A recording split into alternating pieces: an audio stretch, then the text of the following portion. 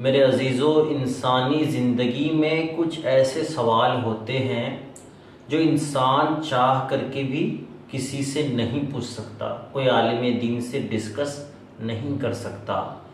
اس حالت میں جب وہ انسان وہ مسئلے کا حل نہیں پاتا تو پھر اس کی زندگی جیسی چلتی ہے ویسے ہی زندگی وہ چلاتا چلا جاتا ہے۔ تو میرے عزیزو، آج میں اسی طریقے کے سوالوں پہ نظر کرنے کی کوشش کروں گا۔ میرے عزیزو، آئیے ویڈیو کا آغاز کرتے ہیں۔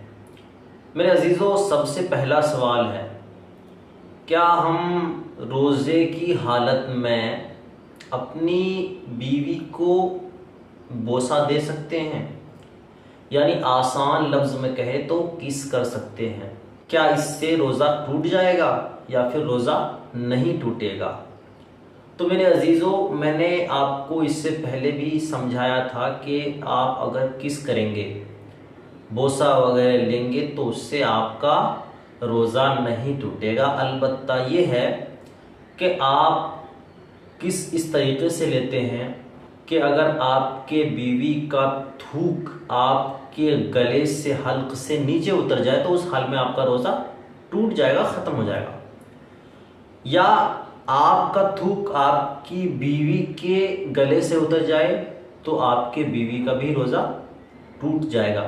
اور اگر اس طریقے سے بوسہ لیا جائے، اس طریقے سے کس کیا جائے جس طریقے سے تھوک اندر نہ جائے ایک دوسرے کے، تو اس سے روزہ مکمل طور پہ ہو جائے گا، روزہ نہیں ٹوٹے گا۔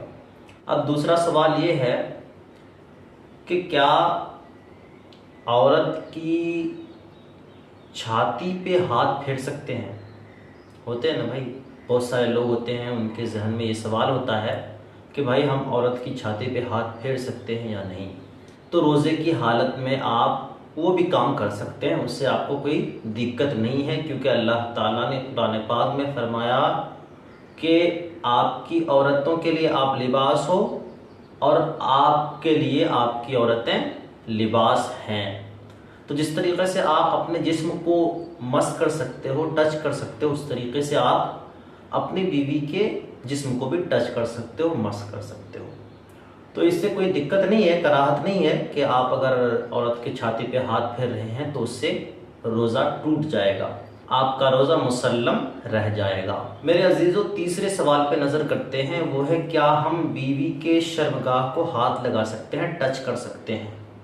بھائی سوال تو سوال ہوتا ہے، لیکن انسانی ذہن کے اندر ہی یہ محدود رہتا ہے، انسان اسے تلفظ نہیں کر سکتا، کسی کے پاس نہیں بول سکتا، کیونکہ وہ شرمندگی محسوس کرتا ہے۔ میرے عزیزو، آپ کے ذہن میں کوئی بھی مسئلہ ہو، آپ کبھی شرمائیے مت، کیونکہ آپ اگر شرمائیں گے تو آپ کو اس کی حقیقت پتہ نہیں ہوگی اور ہو سکتا ہے کہ آپ اسے غلط طریقے سے کرتے چلے جائیں، یعنی کہ وہ گناہ کبیرہ ہوتا چلا جائے۔ تو میرے عزیزوں، میں آپ سے عرض کروں گا کہ آپ کسی بھی مسئلے میں نہ شرمائیں۔ تو میں عرض کر رہا تھا کہ کیا ہم روزے کی حالت میں اپنی بیوی کے شرمگاہ کو چھو سکتے ہیں، ٹچ کر سکتے ہیں؟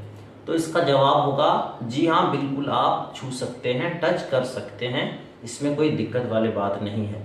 لیکن آپ کو میں نے دوسری ویڈیو میں بتا رکھا ہے کہ آپ جب اپنی بیوی کے شرمگاہ کو ٹچ کرو گے، ہاتھ لگاؤ گے، تو آپ کے اندر نفسانیت پیدا ہوگی، خواہشات نفس ہوگی، اور آپ کے اندر نفس کی شرارت پیدا ہوگی، اور ہو سکتا ہے کہ آپ اپنی بیوی کے ساتھ صحبت کر لے، ہم بستری کر لے، اور آپ خود جانتے ہیں کہ ہم بستری کرنے سے روزہ ٹوٹ جاتا ہے۔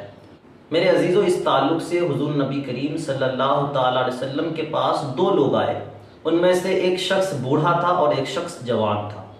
وہ دونوں عرض کرنے لگے، یا رسول اللہ صلی اللہ تعالیٰ علیہ وسلم، روزے کی حالت میں کیا ہم اپنی بیویوں کے پاس جا سکتے ہیں، بیٹھے رہیں یا پھر ایک ہی کمرے میں رہیں؟ تو حضور نے بوڑھے سے فرمایا کہ اے شخص، جاؤ، تمہارے لیے رخصت ہے، اپنے بیوی کے پاس تم جا سکتے ہو۔ لیکن وہیں پہ جوان بھی تھا، تو اس جوان کو کہا گیا کہ تم اپنی بیوی کے پاس نہ جاؤ، اس لیے کہ تمہارے اندر خواہشات نفس کا غلبہ زیادہ ہوگا، اور اس سے اندیشہ ہے کہ تم وہ کام کر دو جس سے روزہ ٹوٹ جاتا ہے۔